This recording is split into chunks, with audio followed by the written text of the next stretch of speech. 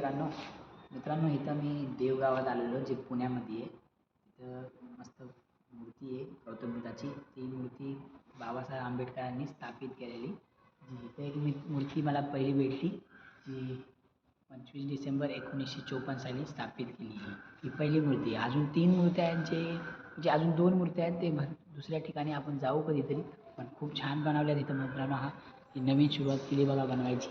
आता हळूहळू हे पूर्ण बनत तेव्हा मस्त म्हणजे खूप छान वाटेल. जेव्हा तुम्ही हे पूर्ण बनेल तेव्हा या बघायला.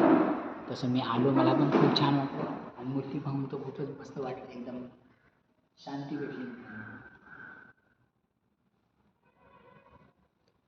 खरंच हे बाबासाहेबांनी जी स्थापित केली मूर्ती ही पहिली मूर्ती बोलली जाते. अजून जे 2 ठिकाणी आपण नक्की जाऊया.